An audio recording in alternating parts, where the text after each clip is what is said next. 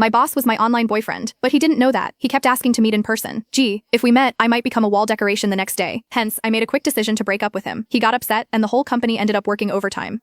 How should I put this? For the sake of my mental and physical health, maybe getting back together with him wouldn't be such a bad idea. I was dating my boss online. Meeting in person? That was never going to happen. He didn't even know his online girlfriend was one of his employees. Lately, my boss had been in a bad mood. Everyone could feel it, so everyone had been extra careful. Even the usual breaks had been cut short. The boss had been working crazy hours, and no one dared leave before him. So our work days had stretched to 11 p.m. or 12 a.m., and I was starting to get dark circles under my eyes. My skin had been looking worse too. To be honest, I felt like I was probably the only one who knew the real reason behind his bad mood, but I couldn't tell anyone. The boss had had his heart broken, and unfortunately, the one who broke his heart was me. He didn't know that though. It all started when my online boyfriend of 2 years wanted to meet up in person. We met on social media. He had posted something asking for advice. Why can't I find a girlfriend? I clicked on it, and the post said, I'm a man, 6'2", 183 pounds, 25 years old, Ivy League graduate, with a master's in management and engineering. I'm currently the vice president of a listed company, with an annual salary starting at $500,000. I own a car and a house, but my looks are just average. I've never had a girlfriend. So what's the issue? The comment section was full of sarcastic remarks. Ugh, someone's fishing for compliments. Is this guy living in a dream world? Ivy League grad, just 25, and already a VP? Come on, get real. At least create a more realistic persona. As we all know, only family-run businesses give young people such high positions, but most of those rich kids study abroad. Being in a playful mood, I commented, maybe it's the looks. Post a photo and let's see. Then I closed the app. Not long after, I got a private message from the poster. Hi, can I send it to you privately? Though confused, I enjoy some drama, so I replied, sure. Then he sent me a photo. I almost spat my coffee out. He said he was 6'2", I'd believe 5'0" maybe. It was a selfie, with his face covered by his hand, and the angle made his head look huge and his body tiny. His hair was sticking up like he'd just used some kind of hair gel, and he was wearing thick black-rimmed glasses, making him look both nerdy and awkward. But despite all that, his face was actually fine. Even though it was partially obscured, I could tell his lips, nose, and eyes all screamed handsome. Still, there was something about him that seemed oddly familiar. I mentally shouted, there are actually guys who don't realize they're good-looking, while zooming in and out of the photo multiple times. With my helpful mindset, I typed out a few tips. Your clothes and selfie skills need work. Try frameless glasses, or better yet, wear contacts, and change your shooting angle. Tilt the phone slightly, making sure the charging port leans toward you. Also try pants that are a bit looser, like casual black ones. He replied, thank you so much. I didn't think much of it and moved on. But the next day, he sent me photos of his makeover, taking my advice to heart. The day after that, again. Then it went on for a few more days. I was getting tired of it when he suddenly asked if he could add me as a friend on Facebook and offer me a thank you gift. If someone was offering money, I'd be crazy not to take it. So I gave him my profile link. Moments later, an account with a familiar profile picture sent me a friend request. Wait, wasn't this my boss? I panicked, almost accidentally accepting his friend request. My heart sank, and I quickly restricted the visibility of all the previous posts on my feed. My brain raced, wondering if I'd somehow linked my private Facebook account to my company info. Meanwhile, he was typing for what felt like forever before sending a message. Thanks for all the help these past few days. Here's a little something for you. And then he sent me $7,000 via MetaPay with the note voluntary gift. I was speechless. I compared his profile with the photo he sent me. Yep, it was the same guy, and he was indeed the boss of my company. I couldn't believe the sheer absurdity of the situation. But, after some hesitation, I accepted the money. After all, he didn't know it was me.